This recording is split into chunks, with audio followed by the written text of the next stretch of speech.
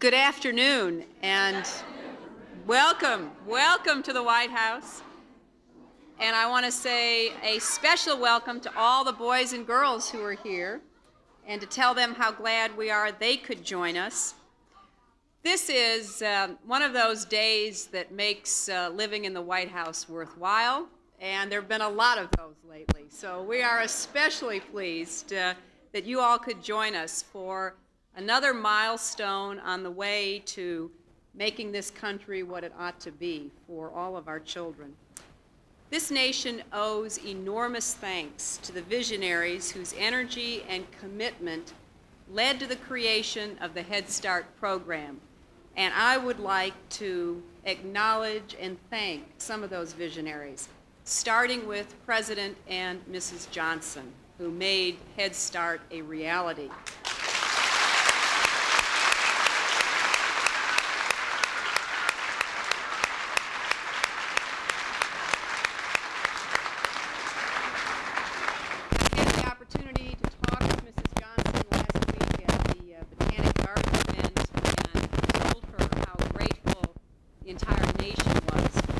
Many contributions that she and her husband made to this country and were continuing to make. And I'm delighted that their daughter, Linda Johnson Cobb, will be with us today. Thank you, Linda.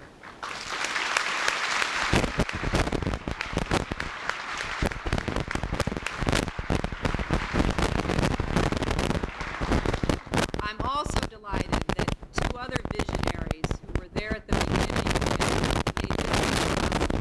are here as well, and that is Mr. and Mrs. Sergeant Shriver. Sergeant, you.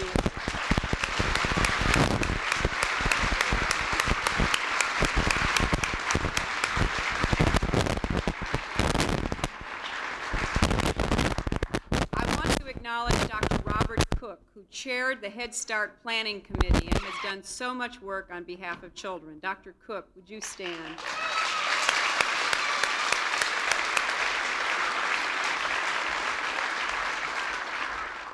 And three members of the original Head Start Planning Committee, two of whom I've had the privilege of working with over the years on behalf of children, and I'd like them also to stand and be acknowledged. Dr. Julius Richmond, the first director of Head Start.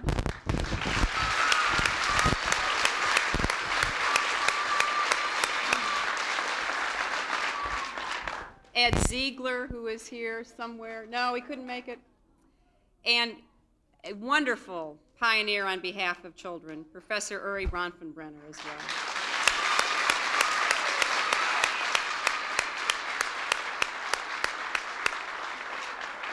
Whenever I would see Dr. Richmond or Professor Bronfenbrenner over the last 15 years, they would always have a new idea, a new insight about something we should be doing for children.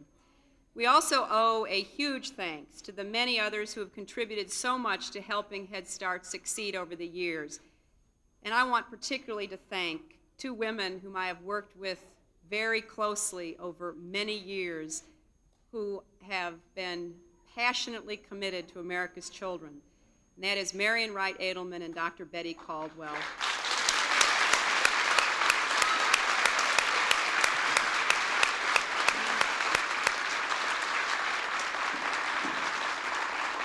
And I would like to thank all of the members who are here of the Advisory Committee on Head Start Quality and Expansion, and ask any who are here to please stand. All of the members who...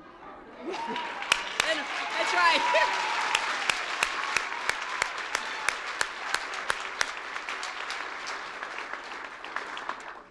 And as we will meet in just a few minutes, we also have teachers, directors, children, parents, and volunteers from the first class of 1965. And that's a real tribute to the staying power and success of Head Start. They will be acknowledged later, but I just have to say a special word of thanks to the members of Congress who are here from both parties, who have been steadfast in their support of Head Start over the years, and we obviously could not be here today without that support. The first Head Start ceremony took place in better weather in the Rose Garden, and the four children who were to be enrolled came and stood on the steps. Since then, nearly 14 million children and their families have participated. We have had many programs that we have tried to deal with the problems of poverty and to create jobs and to restore hope in communities, yet few have focused on early childhood, a time that we know is one of the most important periods in any of our lives. Head Start did. It was an immediate success with communities eager to get involved. And in the years since it began, we have seen the results of that kind of early intervention. When President Johnson launched Head Start on this day in 1965, he said, 5- and 6-year-old children are inheritors of poverty's curse and not its creators. Unless we act, these children will pass it on to the next generation like a family birthmark. With Head Start, he said, we set out to make certain that poverty's children would not be forevermore poverty's captives. Head Start has helped enormously to liberate millions of children.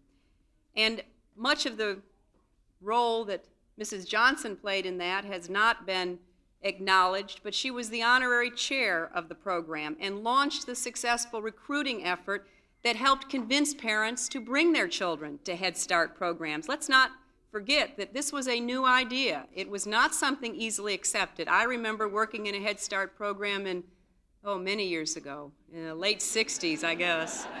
And having done a simple program about the basic food groups, only to find many parents objecting to our telling their children they should eat green vegetables or orange vegetables or something like that. There was a lot of work to be done, and Mrs. Johnson helped pave the road that has gotten us here today. If we recommit ourselves not only to Head Start, but to what Head Start stands for, we will have a better chance to make good on the hopes that were first expressed here in 1965 that we continue to express in this House and throughout our country. This is an important step. It's a promise kept. I cannot tell you how many times during the 1992 campaign I heard my husband say during a campaign speech, and we will expand Head Start.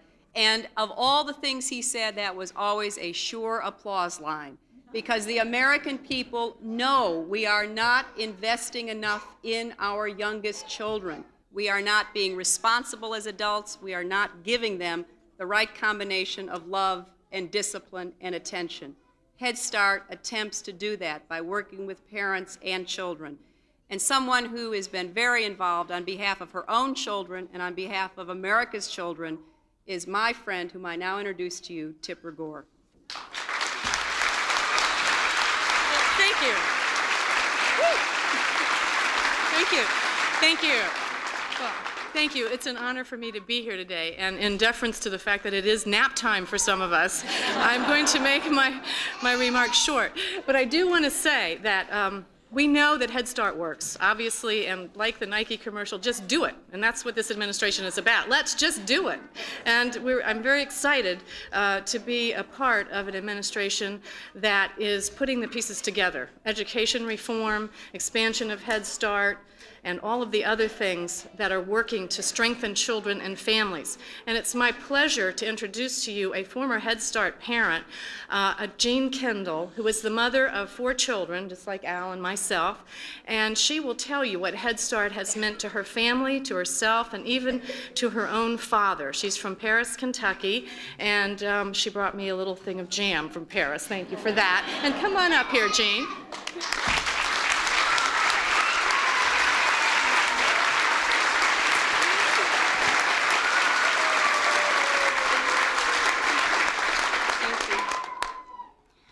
First say how impressed I am because I feel very special about Head Start. And I think that there's something about a Head Start environment and a Head Start heart. And I originally came to Washington to these cold politicians to show them how a warm Head Start person is. To my surprise, Senator Kennedy gave his speech, and Senator Dodd gave his speech, and Ms. Donna Shalala gave her speech, and I went, they already know. It it's quite obvious from today that they've captured Head Start really well, just as well as I would wish them to. I want you to imagine rural America. A young mother keeps the family car to take her son for a physical to start kindergarten. And as they're backing out of the driveway, he looks over at her with his big blue eyes and he says, "You know how to drive?" Now, you might think that's funny, but if you think about it for a few minutes, it really isn't. Same mother, a few weeks later, watches for her son to come home from his first day of kindergarten. As he gets off the bus, he runs to her, and she's waiting for him. And she said, "How was your first day of school?" And he says, "Well, I can't go back there. That's a woman. She can't teach me anything." Unfortunately, those words still sting in my brain, and they started a survey trying to figure out what is wrong with my life. Why do I feel this hopelessness? Why do I feel this sadness? Why can't I help myself? I remember wishing for someone to rescue me because I did not know how to rescue myself. I did not know what was wrong with my life. Same mother. Mother's Day, May 8th, 1994. She graduated from college, Eastern Kentucky, with honors. And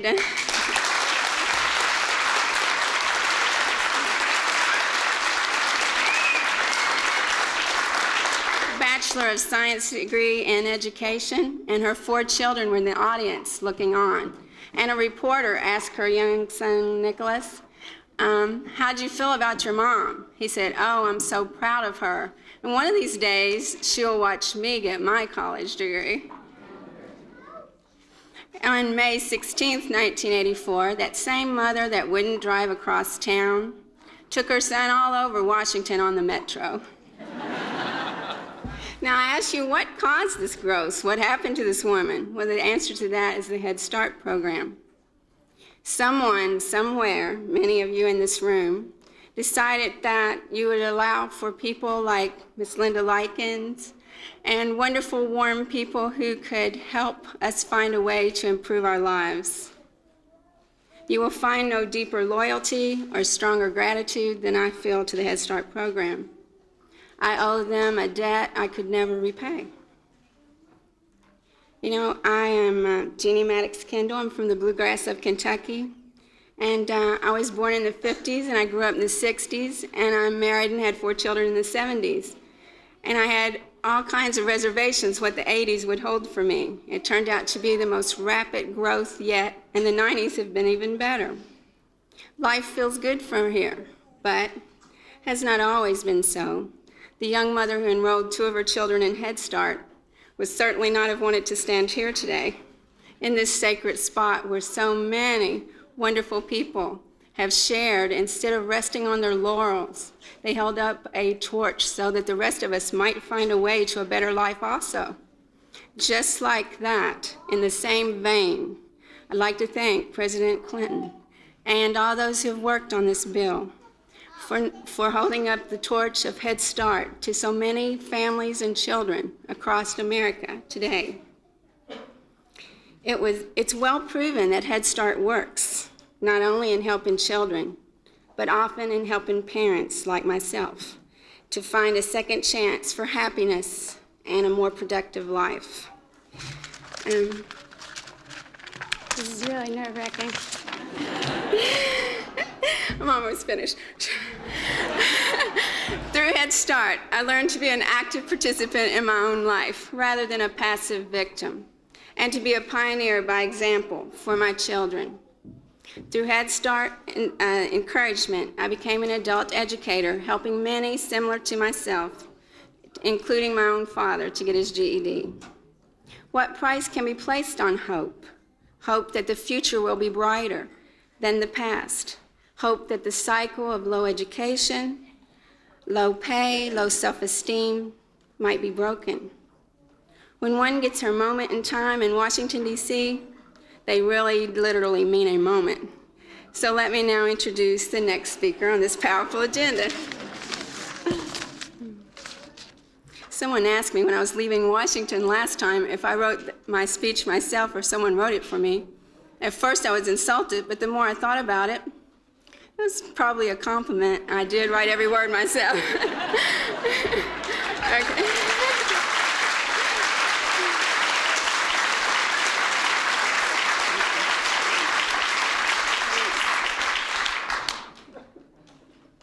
The importance of early childhood environment on shaping the quality of potential in life cannot be overstated and is without a doubt a key to the successful lives like the one I'm about to introduce. I have to wonder, Donna, if Head Start had touched my childhood, if I would have been more similar to you as a child. As it is, I feel like Rip Van Winkle awakening in midlife.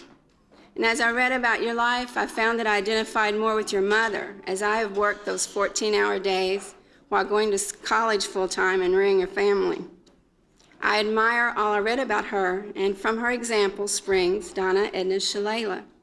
Now, Donna Shalala has such an impressive list of accomplishments, but I feel they're pretty well known here today. I could recite some of them from her reported 13-page resume. Or I could use adjectives to introduce her, like pushes the limit, outcome-oriented, energetic, smart, loyal, a quick study, a hard worker, outgoing, and a tendency to laugh with a rumble. Okay.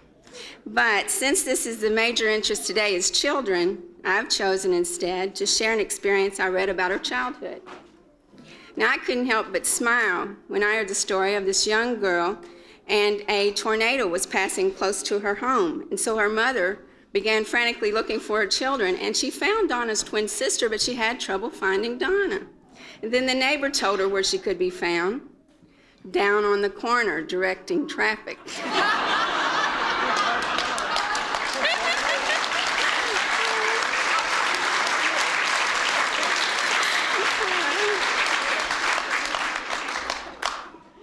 You're even well known in small town America. I found that in the library. Okay, and now with the greatest respect and admiration for all she's done and is doing on behalf of women, on behalf of the Head Start program and the development of the advisory committee and other pursuits of happier lives, then I'd like to present to you the Secretary of Health and Human Services, Ms. Donna Shalala.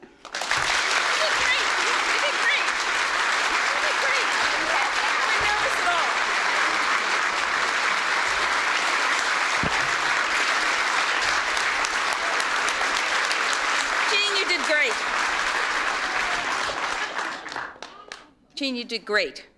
In fairy tales, children are always saved by a caring adult, and that's really what Head Start's all about. Caring, responsible adults, parents and teachers together, providing the very best early childhood development program on this planet. The passage of the Head Start reauthorization is also about teamwork. Mr. President, this bipartisan group of senators and representatives has displayed more teamwork than even your beloved NCAA-winning Arkansas Razorbacks.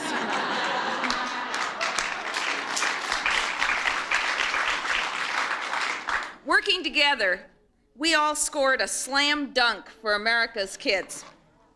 A remarkable Head Start bill. Head Start really is an engine of the American dream. Head Start has always been about the future of our country. The future of our country is a 3-year-old in Senator Dodd's state, probably living in New Haven, Connecticut, who will enter Head Start this fall because we're expanding Head Start to reach younger children. The future of our country is little Brian Riviera there. He's a 5-year-old, and thanks to Head Start, he's become a master architect, right, Brian? Building blocks and Legos. He's also a great reader, he told me. And our future of our country is a little boy in Chairman Martinez's district who showed me the clock he had made. And then when I asked him what his favorite part of Head Start was, he said snacks. Snacks. Maybe he'll be president one day.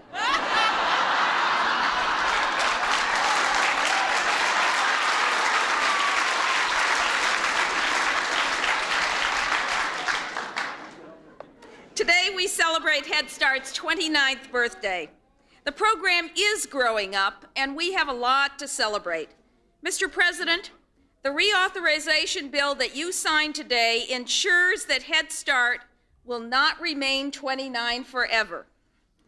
This bill makes Head Start better and bigger, quality as well as expansion, which is a point that every member of Congress who's here today continually made to us, quality as well as expansion.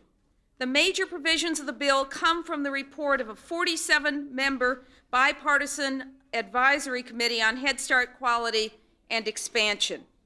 This committee, which was skillfully chaired by Dr. Mary Jo Bain, the Assistant Secretary for Children and Families. And I can't thank Mary Jo and her team enough. She's done an absolutely super job.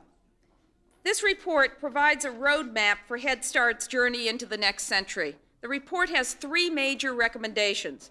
First, that quality must be the centerpiece of any new Head Start program. We're holding programs accountable to the strictest standards and requiring them to measure their performance. To help programs carry out quality improvement, we will offer technical assistance, but we will demand results, and I have promised the members of Congress today that we will demand results. Mr. President, we will not fund programs that fail to meet our tough quality standards.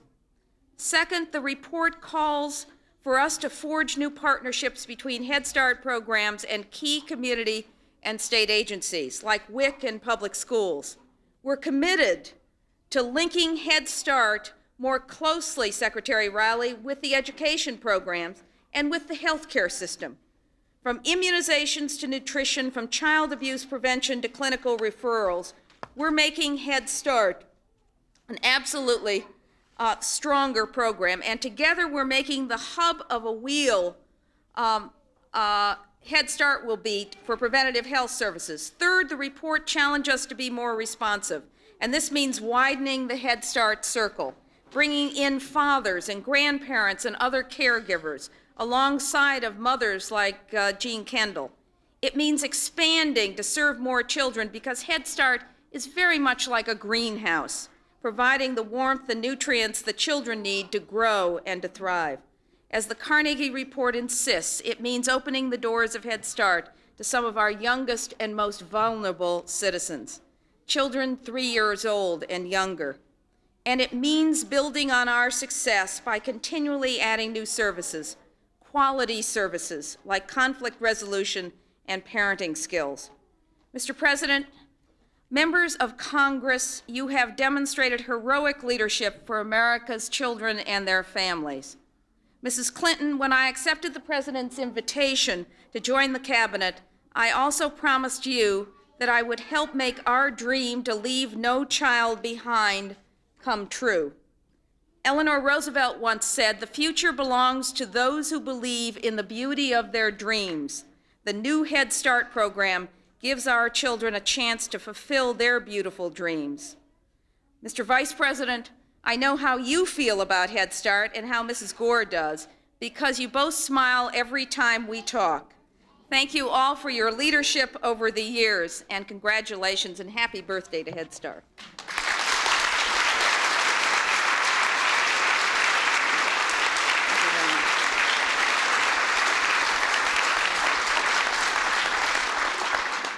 And now it's my pleasure to introduce the Vice President of the United States, Al Gore.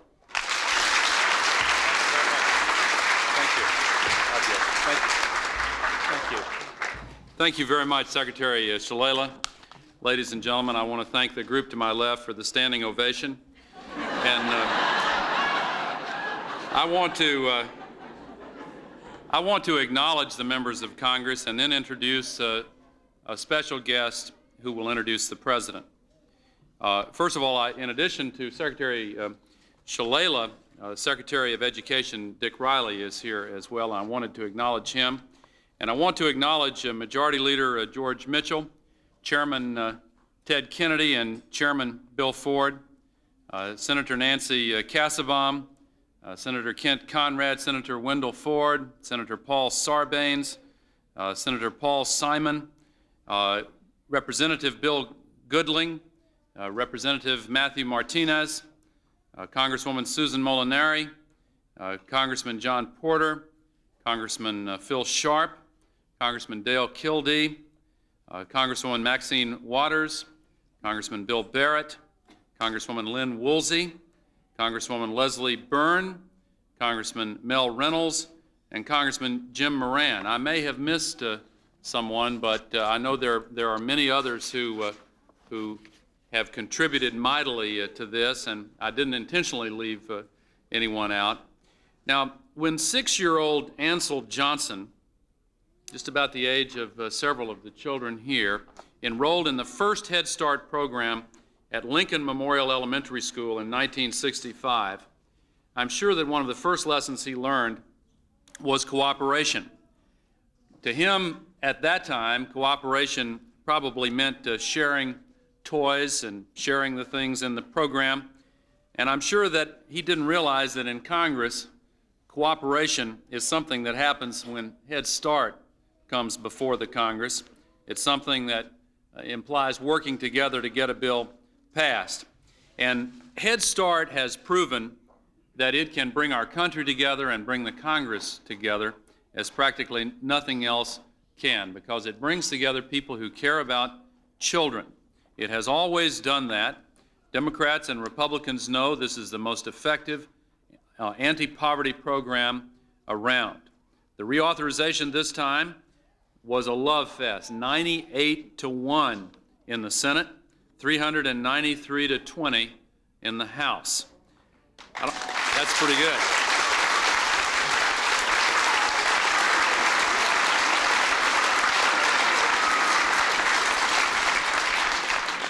It was a chance for Democrats and Republicans to reach across the aisle and shake hands and say, let's do something together. This truly bipartisan effort has kept our children and education in America in our minds and on top of our country's agenda. The Head Start program endures today as a success story for giving young, low-income children and families the support and encouragement they need to survive in an increasingly complex society. Ansel Johnson knows that. Since he entered the Head Start classroom 29 years ago, he has become Dr. Ansel Johnson. He graduated from the New England College of Optometry in Boston in 1985 with a doctorate of optometry degree, and he is now sharing his experience with his community. Whether he's serving on the board of managers at a local youth center, or on the health advisory board for his hometown church, or instilling the importance of higher education at his old schools, Dr. Johnson remains totally committed to serving the needs of his community. He got a head start in the first class. Now he's giving others a head start in a first-class way. And that's why I'm so honored to introduce him now, Dr. Ansel Johnson.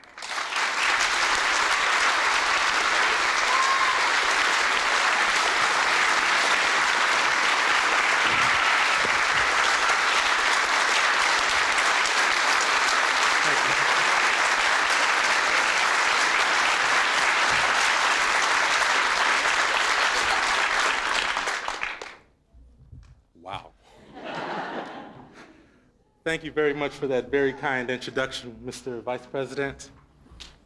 First, I'd like to say giving honor to God, who is the head of my life. And I'd also like to thank my parents, and I'd like a very special thanks to my family over there, my wife Tangi, my son Jordan, and my 8-week-old daughter Taylor.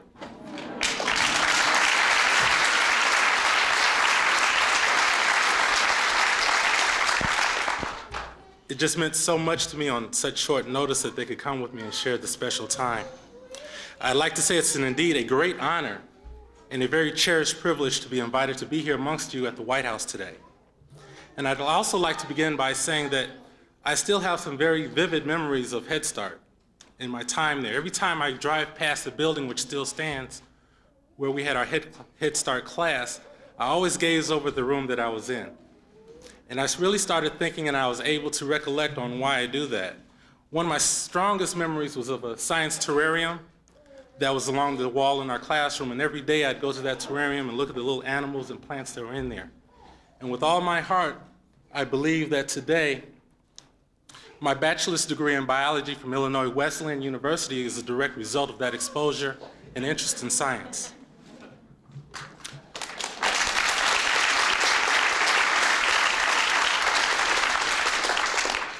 And also today, as a doctor of optometry, I can even better appreciate how vision, as opposed to sight, which is just having a child read 20/20 on a line, but vision, which is really an integration of the images our eyes send to the brain, along with things like hearing, like eye motor coordination, and also touch. And these things are very important that we don't realize that are everyday sort of things for children at Head Start, whether it's being able to examine a picture of a picture and relate that to a word, or seeing a number and relating that to 2 blocks there. And also going on a trip to maybe an airport and seeing an airplane flying in the air and wondering why does that sound come afterwards, after seeing that plane fly across the sky. My Head Start experience helped myself and tens of thousands of other children learn how to integrate these systems together and get us ready for what we thought was the real world, which was first grade. Head Start meant for me growing up in Robbins, Illinois, which is always considered either the bottom or next to bottom in socioeconomic status in the state of Illinois. It helped me develop, and many others, a self-esteem and a self-awareness that empowered me to take advantage of the educational opportunities in this country, to be able to make and to have good choices and make good choices. You see, in my opinion, there is not a healthy child that has disadvantaged potential. With Head Start, which it helped me and many others, with Head Start we can begin to help children take advantage of their potential. Before coming to Washington, D.C., I was able to call my Head Start teacher, who still lives in Robbins, Mrs. Turner. And I called to tell her the circumstances of my visit here today. And she screamed and yelled and she couldn't have been any more excited than my parents. But I also wanted to get some insight from her as a teacher that was involved with Head Start in the very early years. And she told me 3 things that I really kept in mind. She was saying at that time, everyone was very, very excited on a grassroots level about Head Start. And the 3 things about Head Start that they were excited about: 1 is something very new. 2 was something that was considered innovative. And 3, it was something that, from their perspective, nothing but good could come out of it. They didn't see anything bad about the program. And today I'd like to say that there's one thing that is very different. The Head Start program is not new at all. It has quite a proven track record. And with this reauthorization bill, there will be a renewed excitement and enthusiasm for the best product that this country can produce. And that is a product of young people with a hunger for learning and an unlimited vision. Remember, vision is the integration of all of your senses on what they themselves can become, what they can do, and what they can learn. Now, not many people here understand that or know that myself and President Clinton have a commonality in our heritage. I mentioned earlier that I grew up and attended Head Start in the village of Robbins, Illinois. However, prior to the age of 2, my family moved to Robbins. And I have even vaguer memories of a little toddler waddling around in a walker in a very humble home in the town of Jonesboro, Arkansas. And as my mother told me, I was born at St. Bernard's Hospital in Jonesboro, Arkansas. So at this time, ladies and gentlemen, I would like to introduce you to someone else who was rooting for Arkansas in the NCAA finals. I would like to introduce to you someone who I admire greatly and that from afar I can tell has a sincere care and genuine concern for all Americans.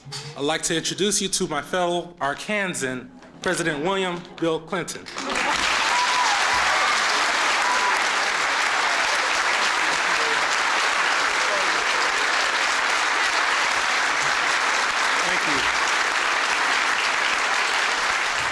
Thank you very much. Give him a hand. Thank you. Thank you very much. Thank you. Thank you so much. I think Dr. Johnson is a stronger statement for the merits of what has been done and what is about to be done than anything any of the rest of us can say.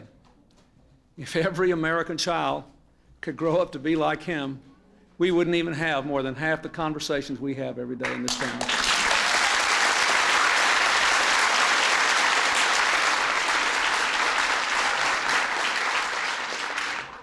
So I thank President Johnson and all those wise people, including the founders of Head Start who are here and the members of Congress who were there then, for starting this program 29 years ago. I thank the members of Congress here today for working together across party lines, across philosophical lines, across racial lines, across district lines from the city and from rural areas to make this dream real in our time and to make the improvements and the changes in the Head Start program that we ought to make. I'm glad that Jean Kendall was here from Kentucky to make her profession about the Head Start program, and she brought one of her children too, who's down there. He's a fine young man. Stand up. I want him to see he's done quite well.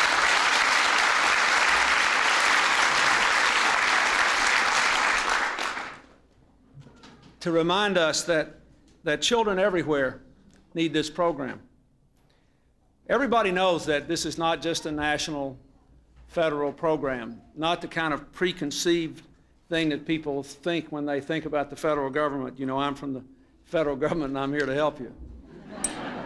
This is not a program involving bureaucrats in Washington making decisions that individuals and families and teachers have to live by. This is a program that is built at the grassroots by families and teachers and communities. I've often said that governments can't raise children, that people have to do that. But parents need help in a lot of places in this country today, just like they did 29 years ago. As I traveled America in 1992, I'd meet children in every corner of this country who would still be on the verge of showing up for school, not knowing their colors, their shapes, their numbers, how to spell their names. And you ask, well, is that all that important? You bet it is. You heard the doctor talk about how he got his degree in biology. Maybe there is nothing new under the sun, but when the scripture says that people perish without vision, I think there's something to that. And the flip side is plainly true. In order to visualize, to imagine the future, you have to have some structure in your head, some way of organizing all the things that are coming in. And there's no doubt in my mind that one of the reasons we have so much violence among our young people today is they have no way of organizing and processing and dealing with and turning outward a lot of the things that they are forced to confront day in and day out. Head Start helps these little children. Can you believe, first of all, they're the second best advertisement. How could they sit here and listen to all these politicians, people talk and behave in this way? Look at them. It's been amazing. But it helps these children to know they're special and to begin to see the world in a wonderful but still organized way. And that is a very, very significant thing. I do want to say to the Advisory Committee on Head Start Quality and Expansion and to Secretary Shalala and to Secretary Riley and to all those who worked on this program, we all knew that there were some things we ought to do to help Head Start move into the 21st century. We knew we had to invest in reform and put quality first.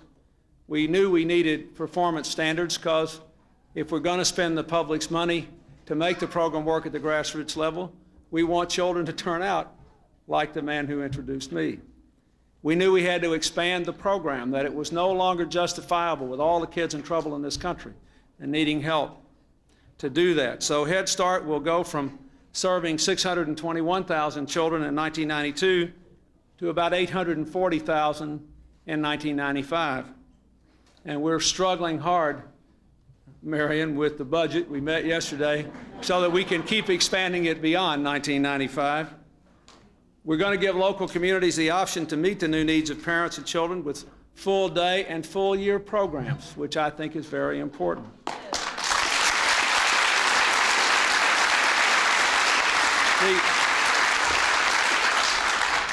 The bill contains new provisions to meet families' needs who have infants and toddlers from birth to age 3, and I'm especially pleased by the broad coalition and Congress and the executive branch and among concerned Americans all across the country that focused on this vital area. Just a few years ago, this would have been enormously controversial.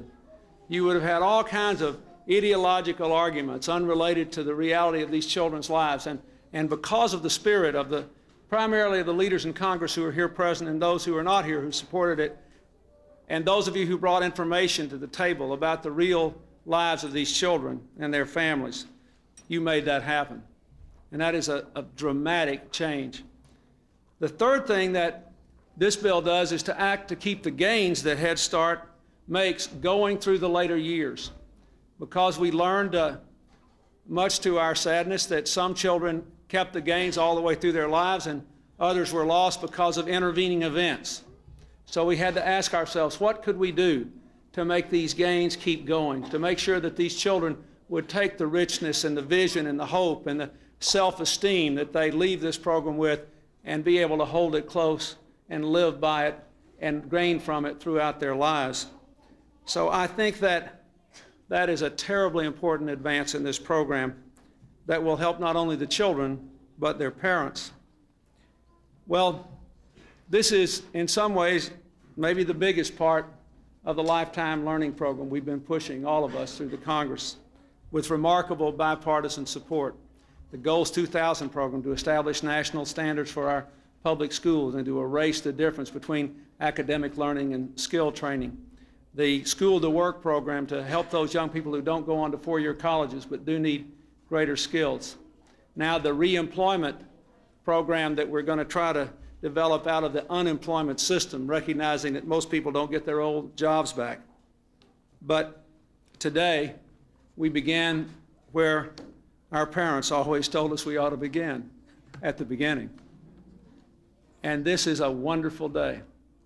I say again, a tribute to those whose vision made it possible 29 years ago, a tribute to those who have worked on these significant, dramatic improvements today, a tribute to the parents and the students who have proven by their statements today and the lives they have lived that together we really are one community and we can pull together and help each other in ways that make us all better people, better citizens, and later, better parents. Thank you all, and God bless you.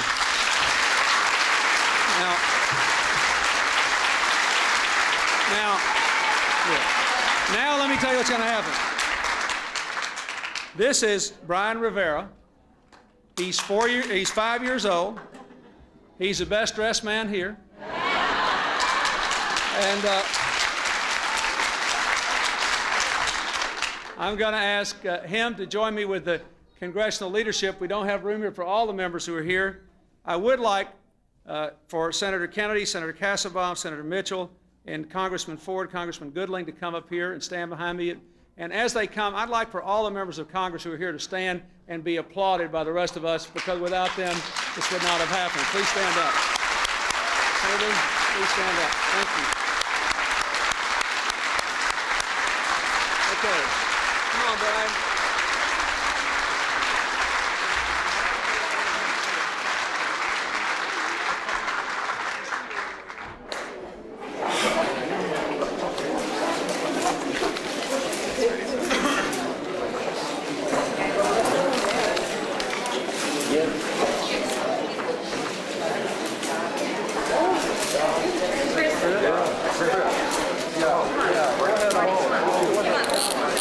Why don't we get all the members of Congress up? We'll move these chairs and do all this crowd around here. Let's do it. Let's see if we can get everybody up there. Come on.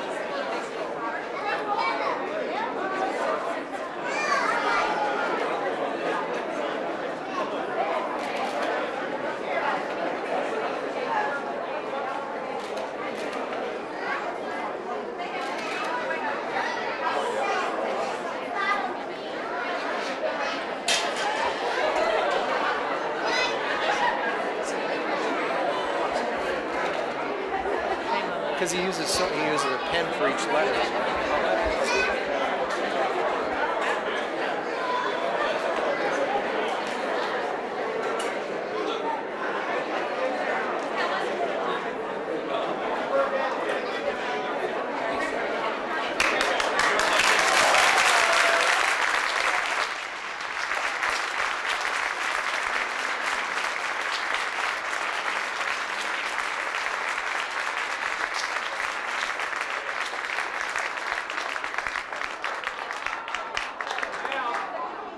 We're going to leave, and then we're all going to have cake, and that'll make the kids happy. And those of us who are still...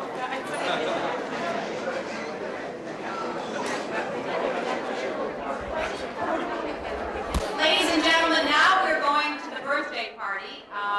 We've told the children that there will be a cake, and there will be in the foyer, and the people here on the platform will walk out first, and then please come join us for cake to celebrate the 29th birthday.